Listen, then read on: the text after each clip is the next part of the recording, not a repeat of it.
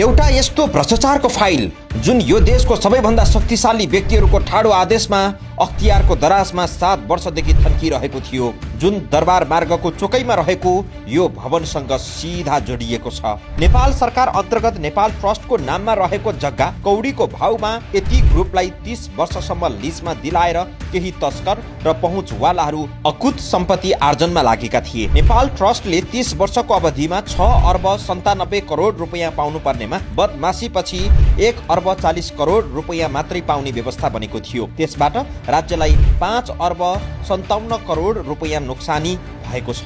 यति ठूलो नोक्सानीमा संलग्न व्यक्तिहरूले कति रकम हत्याएका थिए होलान्, त्यो अनुसन्धानबाट खुल्नेछ। यदि अब यो फाइल टुङ्गोमा पुग्यो भने तत्कालीन प्रधानमन्त्रीहरू केपी शर्मा ओली, पुष्पकमल दाहाल प्रचण्ड र शेरबहादुर देउवासम्म लहरो तानिने देखिन्छ। नेपालको भ्रष्ट सफाई अभियानमा यो फाइल एक कोसे ढुङ्गा बन्न सक्छ। तत्कालीन गृहमन्त्रीहरू विमलेन्द्र निधि र शक्तिबहादुर बस्नेत पनि तानिने संकेतहरू सीआईबीले फेला पारेको छ। अपराध अनुसन्धानमा नेपाल प्रहरी संगठनभित्र असाध्यै काबिल मानिएका एआईजी डाक्टर मनोज केसीले कमान्ड गरिरहेको सीआईबीले यो फाइलको केस्रा केलाइरहेको छ। सुरुवातमा तत्कालीन नेपाल ट्रस्टका प्रमुख तथा सरकारका सहसचिव लेख बहादुर कार्कीलाई सीआईबीले गत शुक्रबार नै पक्राउ गरिसकेको छ। यो त एउटा सुरुको त्यान्द्रो मात्रै हो। सीआईबी स्रोतले भनेको छ यसको लहरो माथि समय पुग्ने देखिन्छ। अर्थात् तत्कालीन प्रधानमन्त्रीहरू ओली, देउवा र प्रचण्ड यो भ्रष्टाचार काण्ड कसरी सल्टाउने चुनौतीको विषय बनेको छ। दरबार मार्ग चोकमा रहेको ट्रस्टको एक रोपनी 14 आना जग्गा यसरी कौडीको भाउमा दिने निर्णयको सुरुदेखि अन्त्यसम्म हेर्दा तीनैजना ठूला नेताहरू ओली, देउवा र प्रचण्ड अनुसन्धानमा तानिने छन्। 14 असार 2073 मा बोलपत्रको सूचना जारी हुँदा एमाले अध्यक्ष केपी शर्मा ओली प्रधानमन्त्री थिए र तत्कालीन माओवादी नेता शक्तिबहादुर बस्नेत गृहमन्त्री। थामचेरको कम्पनीलाई दिने बारे निर्णय हुँदा प्रचण्ड प्रधानमन्त्री थिए भने कार्यान्वयन हुँदा शेरबहादुर देउवा प्रधानमन्त्री थिए।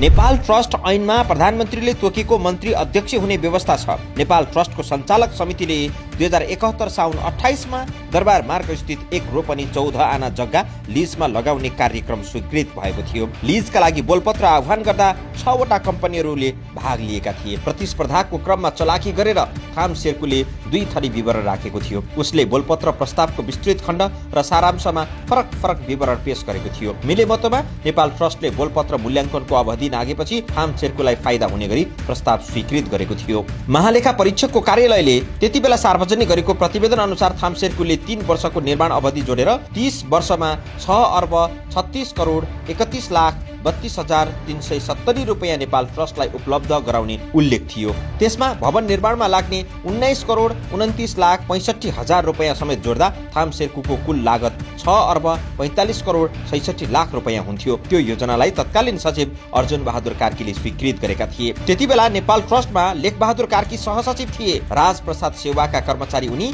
2062-63 सालको जनआन्दोलनपछि निजामती सेवामा समायोजन भएर नेपाल ट्रस्टमा पुगेका थिए। उनले 30 वर्षको अवधिमा थाम शेर्कुले 1 अर्ब 40 करोड 10 लाख रुपैयाँ नेपाल ट्रस्टलाई बुझाए पुग्ने गरी सम्झौता गरिदिए। भवन निर्माणको 19 करोड 20 लाख रुपैयाँ समेत जोड्दा उसको कुल लगानी 1 अर्ब 59 करोड रुपैयाँ मात्रै हुन्छ। नेपाल ट्रस्टको विवाद सतहमा आउँदा भने तत्कालीन रक्षा मन्त्री ईश्वर पोखरेल ट्रस्टको सञ्चालक समितिको अध्यक्ष थिए। उनले त्यतिबेला ट्रस्टबाट भएका काम कारबाहीको बचाउ गरेका थिए। तर निर्णयको फाइलमा भने सचिवसम्मको प्रशासनिक संलग्नता देखिन्छ।